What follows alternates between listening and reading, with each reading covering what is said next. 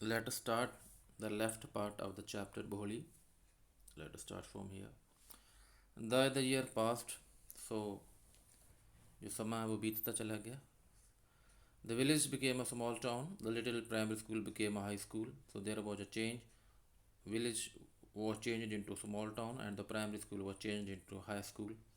There were now a cinema and a tin shed and a cotton ginning mill. Moreover, there were now a cinema and a cotton ginning mill was also there. The mail train began to stop at the railway station, and जो mail train अब भी वो वहाँ के railway station पर रुकना शुरू कर दिया था उसने. One night after dinner, Ramlal said to his wife, "Then shall I accept Bishambar's proposal?" One night, Bishambar he discusses with his wife about the proposal of Mr. Bishambar. Yes, certainly, his wife said. बोली will be lucky to get such a well-to-do bridegroom. कहती है कि बोली तो lucky है कि इसको इतना अच्छा घर वाला मिलेगा. A big shop, a house of his own, and here several thousands in the bank. Moreover, he is not asking for any dowry. वो कहती है कि उसके पास बड़ी शॉप है, हाउस है, पैसे हैं बैंक में, और वो कोई दाज भी नहीं ले रहा. That's right but he is not so young. वो कहते हैं कोई पर वो यंग नहीं है. You know almost same age as I am and he also lives. उसकी उम्र मेरी जितनी है और वो लंगड़ाता भी है. Moreover the children from his first wife are quite grown up. और इसके अलावा उसकी पहली पत्नी के बच्चे हैं जो बहुत ज़्यादा बड़े हो चुके हैं. So what does it matter, his wife replied. 45 और 50.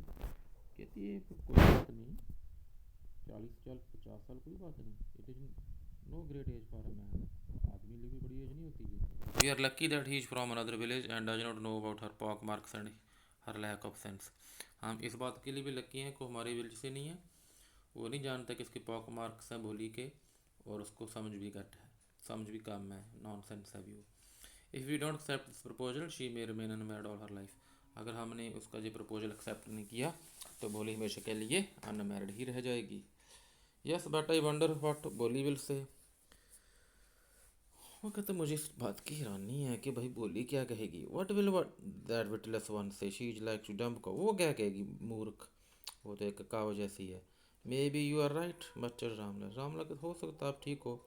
In the other corner of the courtyard, Bolly lay awake on her cot, listening to her parents' whispered conversation. दूसरे कोने में अपने आंगन के बोली वहाँ इन सारी बातों को सुन रही थी. एक मंजी पर लेटी हुई थी. Vishwambarnath was a well-to-do grocer. He came with a big party of friends and relations with him for the wedding. जो विशंबरनाथ एक अच्छा ग्रोसर था और आप बड़ी पार्टी लेकर आया फ्रेंड्स की और रिलेशंस की वेडिंग के लिए. A brass band playing a popular tune from an Indian film headed the procession. और एक वो जैसे इंडियन लोग शादी करते हैं प्रोसेशन में एक बैंड बजता है, वैसा ही वो एक इंडियन ट्यून चल रही है. With the bride groom riding a decorated horse. और ब्राइड ग्रूम एक डेकोरेटेड हॉर्स पर चढ़ा हुआ है. Ramlal was overjoyed to see such pomp and splendour. और रामलाल बहुत खुश हो जाता है भी इतना शानो शौकत देखकर.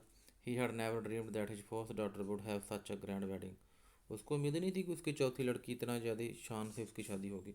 बोली Elder sister who had come for the occasion were envious for her luck. बोली कि एल्डर सिस्टर जो मैरिज में आई थी उसकी इस किस्मत पर काफ़ी उनको जेलसी हो रही थी. When the special moment came the priest said bring the bride. जब वो पवित्र पल आता है, कीमती पल आता है, तो पुजारी कहता है कि भाई लाड़ी को लेकर आओ दुल्हन को. Bholi clad in red silken bridal dress was led to the bride's place near sacred fire. Bholi जिसमें लाल कपड़े पहने हुए सिल्कन के ब्राइडल ड्रेस, अब वो फायर के सैक्रेड फायर के पास आकर बैठती है, वहाँ उसको लाया जाता है.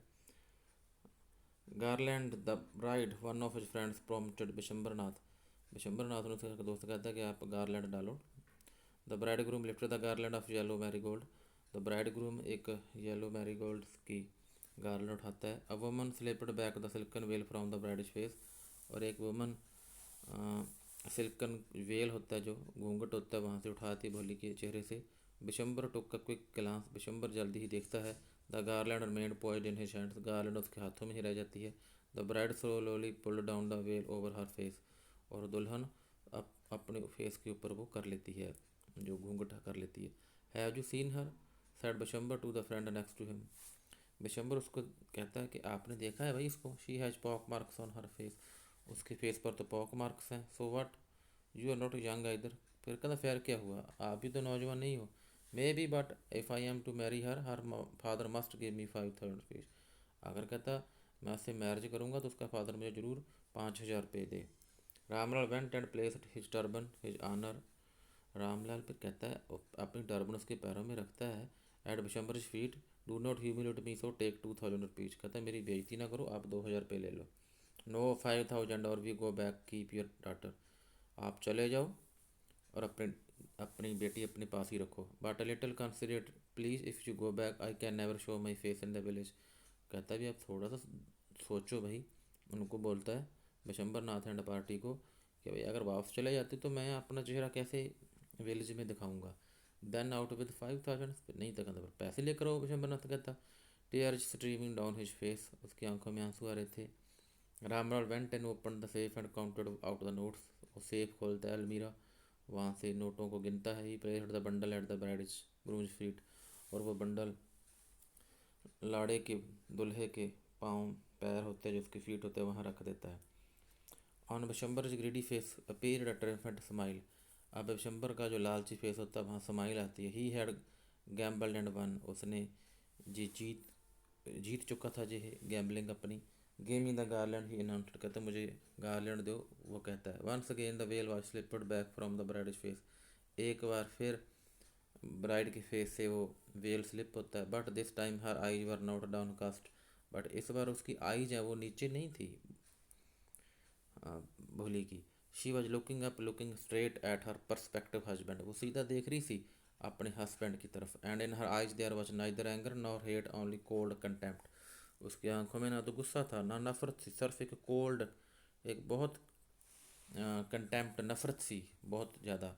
Bishambar raised the garland to place it around the bride's neck, Bishamber माला को उठाता है उसके गले में डालने के लिए। But before he could do so Bholi hand struck out like a streak of lightning and the garland was flung into the fire, तो इसी टाइम बोली का हैंड इतनी जा से उसको झटका मारता है एक लाइटनिंग की तरह, और गार्लैंड जाके आग में गिर जाती है। She got up and through away the well, वो खड़ी हो जाती है और अपना जो घूंघट है वेल है उसको उतार देती है। पिताजी said Bholi in a clear loud voice, and her father, mother, sister, brother, relations and neighbors were started to hear her speak without even the slightest stammer, और बोली इतनी क्लियर आवाज़ में बोलती है कि उसका फादर, मदर, सिस्टर, ब्रदर सारे भाई हैरान हो जाते हैं भी आप तो बिल्कुल भी ये स्टैमर नहीं किया इसने।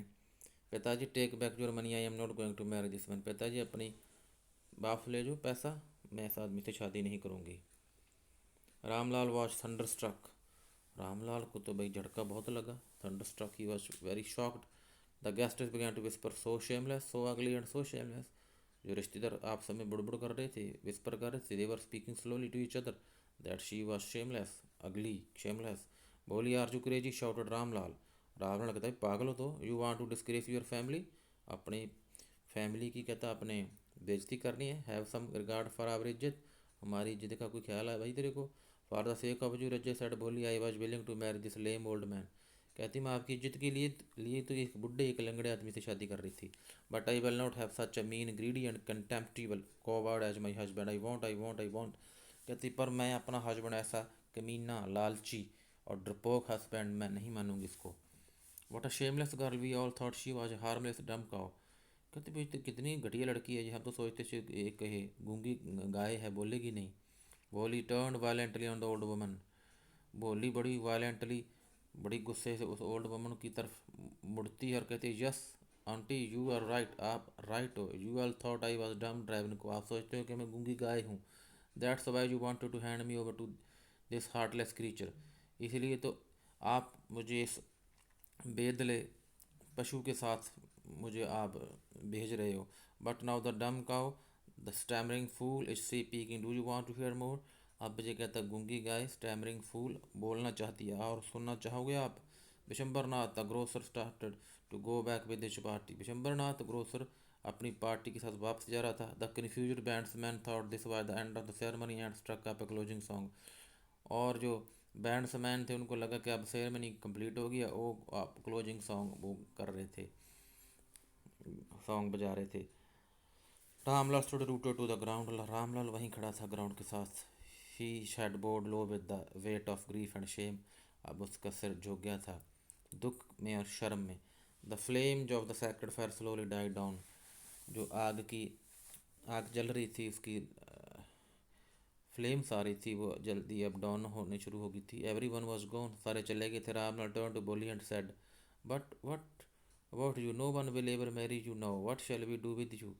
कहती, आपसे अब कोई शादी नहीं करेगा, हम आपका क्या करेंगे।